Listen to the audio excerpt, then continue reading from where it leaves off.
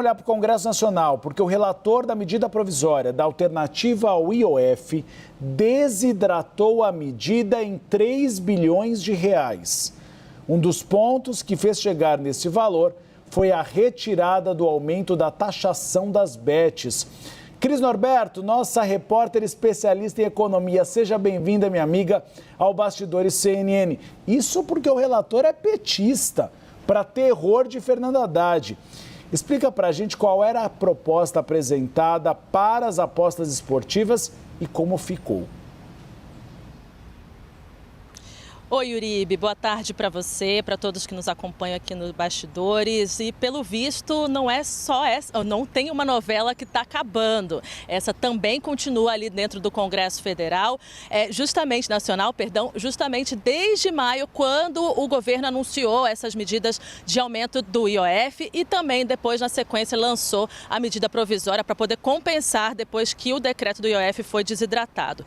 Nesse sentido, uma das medidas que mais traria um alívio para o bolso aqui da União seria justamente a taxação das bets, que seria aumentada em 18%. Atualmente, essa taxação, basicamente dos ganhos das bets, é de 12% e o governo então queria aumentar para 18%. Mas houve ali diversas conversas e muito imbróglio com relação a diversos pontos, LCA, aqueles títulos de agronegócio. Enfim, o governo, o ministro Fernando Haddad aceitou manter a isenção das LCAs, mas os congressistas quiseram também mexer nessa taxação das bets. Ontem a gente até trouxe na CNN de que o governo topava conversar, fazer essa conversa com relação às bets e também às fintechs, mas acabou que numa reunião ontem à noite na residência oficial da Câmara dos Deputados, o deputado Zaratini, então, portanto, acolheu aí esse pedido para que tirasse totalmente a taxação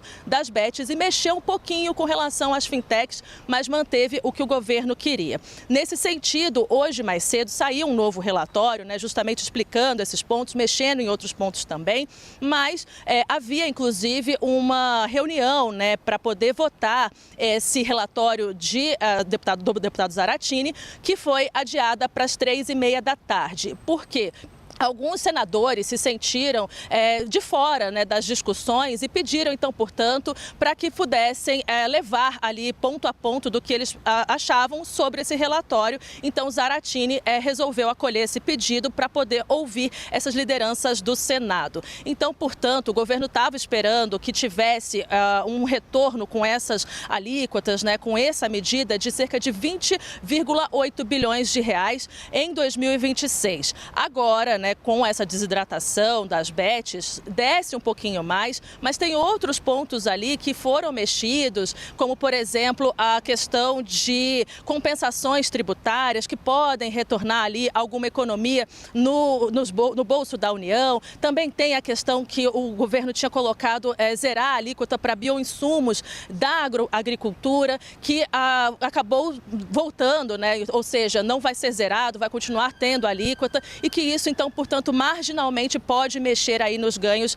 da União. Mas agora, o que espera Zaratini? Ele disse hoje mais cedo de que vai negociar com os líderes do Senado, vai manter talvez algumas questões da Câmara dos Deputados e que pode ser, inclusive, que essa votação fique para amanhã de manhã. Vota na Câmara de manhã, vai para o plenário do Senado à tarde. Isso porque a gente lembra que essa medida provisória perde a validade amanhã e o governo corre contra o tempo, até porque esses valores já estão no orçamento do ano que vem, no qual a equipe econômica espera ter um superávit de 0,25% do PIB. Hoje mais cedo, o ministro Fernando Haddad chegou a comentar, mas não aprofundadamente, sobre essas mudanças no programa Bom Dia Ministro com relação a essa medida provisória. A gente separou um trechinho e a gente acompanha agora.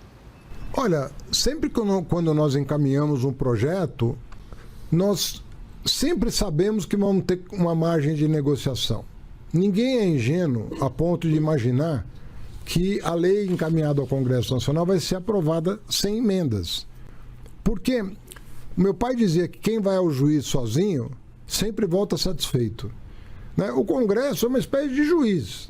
Ele vai ouvir o executivo, ele vai ouvir os interessados, ele vai julgar os argumentos que vão ser levados à sua apreciação. Então, é natural que seja assim.